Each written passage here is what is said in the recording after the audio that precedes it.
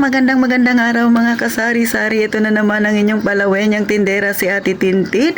At syempre for today's video, mayroon akong isi-share sa inyo mga kasari. Sana kapulutan ng aral. Sana makakuha kayo ng idea bago ninyo pasukin ang ganitong style na pagninegosyo. So ano ba itong tinutukoy na Ate Tintin?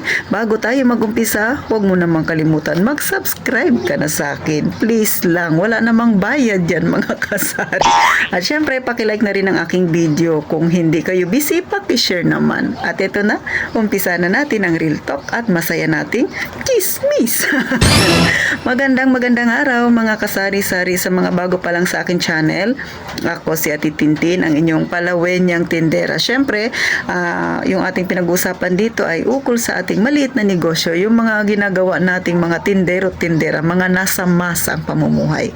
So, ikaw ba ay may sarili ng negosyo at gusto mo pang palaguin, gusto mong magdagdag pa ng panibagong tindahan, pero naisip mo sino ang hahawak ng tindahan mo, kaya napunta ka doon sa plano na pahahawakan mo sa iba, o kaya naman plano mo ay ikaw yung mamumuhunan at iba yung magbabantay, o diba? Kung ang pera mo ay nakatenga lang sa bangko, kumpara mo kung gumagana ang pera mo sa negosyo, mas malaki ang kita, pero worth it nga ba? Iba ang hahawak ng yung negosyong pinagpaplanuhang gawin mga kasari.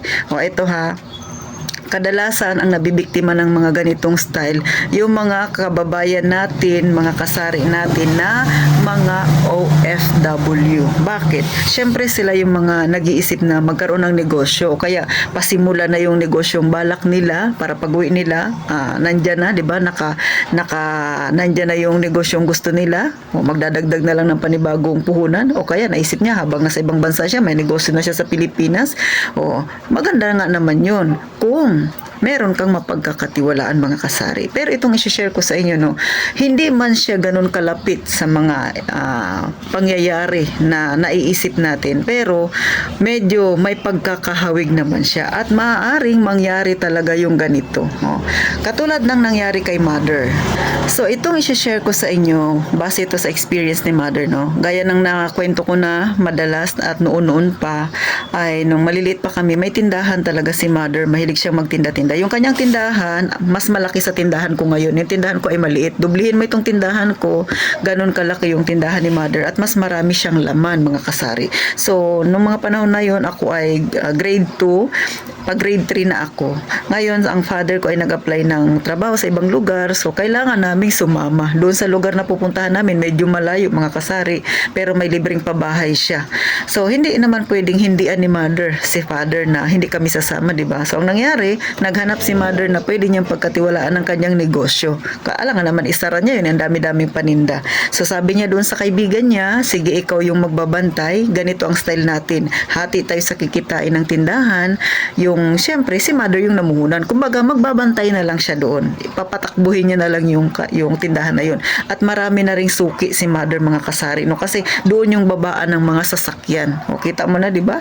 Talaga namang uupo na lang siya, magbabantay na lang siya, palalaguin niya na lang ng husto yung tindahan.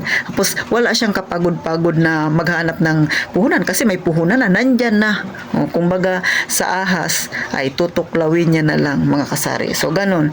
Pero ito yung pinakamasaklap na pangyayari.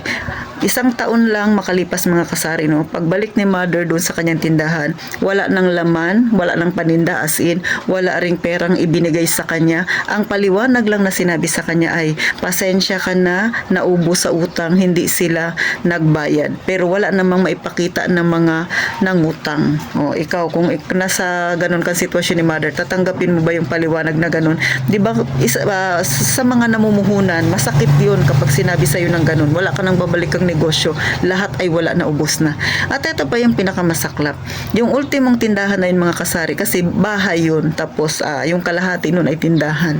Alam nyo ba nung naubos na yung mga paninda, yung tindahan kinonvert nila bilang bahay na nila at mahirap na silang paalisin. Yun talaga yung isa sa malaking pagkakamali ni Mother dahil pinatira niya doon, wala silang naging kasulatan. No. Tapos may mga hearsay pa na nabalitaan si Mother na ayaw na rin nilang umalis. Pag pinaalis daw sila ni Mother doon, kailangan magbayad si Mother.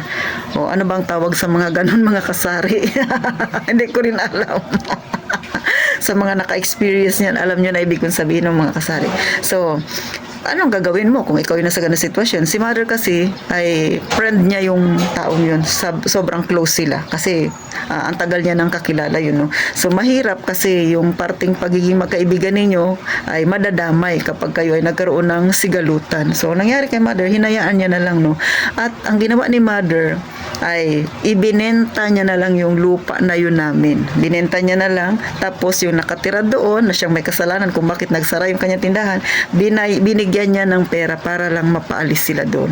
O, di ba? Kaya ikaw, ha, mga beshi ko diyan, na mga OFW na nagbabalak na magkaroon ng negosyo, na naisip niyo, mas maganda titin, pagdating ko dito may negosyo na ako, yung kapatid ko muna lang pahahawakin ko, yung kamag-anak ko muna, pag-isipan mong maigi. Baka kasi mangyari sa iyo, nangyari kay mother, mapunta sa wala yung perang pinaghirapan mo, mga kasari. At ang pera, mahirap kitain. Baka mapaiyak ka ng dugo pag nangyari yan sa iyo, mga kasari. At hindi biro, mga kasari, no? Lalo na sa panahon natin ngayon, ay mahirap kitain ng pera, at saka syempre lalo na sa mga kababayan natin na OFW, dugot pawis ang kanilang pinuhunan, tapos ganun-ganun lang, no, 'di ba? Kung yan ang nasa isip ninyo, ay pag-isipan ng maigi. Hindi ko kayo tinatakot, hindi ko kayo dinidiscourage, pero alam natin na totoong nangyayari yan.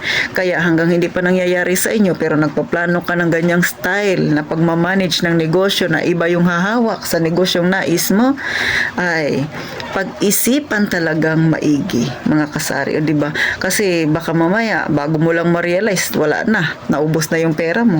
Bago mo lang sasabihin sa sarili mo, tama pala yung sinabi ni Ate Tintin. O ano pang gagawin mo kung wala ka ng pera?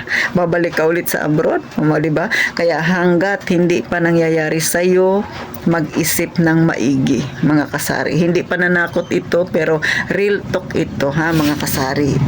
So ito, sinishare ko sa inyo para maging eye-opener sa iba nating mga kasari dyan na masyado kayong tiwala. Hindi ko naman sinasabing masama ang magtiwala sa ating kapwa, sa ating kamag-anak, sa kung sino-sino pa na ating kaibigan.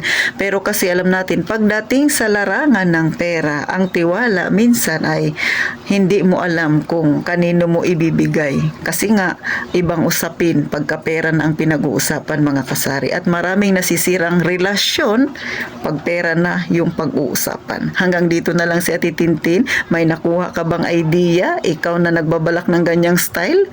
Pag-isipan mong maigi, mga kasari. Lalo na sa mga may tindahan na, tapos gusto niya magkaroon kayo ng panibagong tindahan sa ibang lugar, iba yung pahahawakin ninyo. Baka may mga ganyan tayong kasari na ganyan yung mga isipan. Ay nasa sa inyo ang desisyon. Sa akin, isinishare ko lang yung nag-experience ni mother, yung naging journey niya sa pagtitindahan.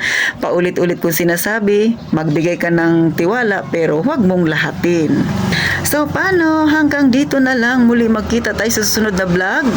At gaya nga ng palagi kong sinasabi, mag-iingat tayong palagi, mga kasari.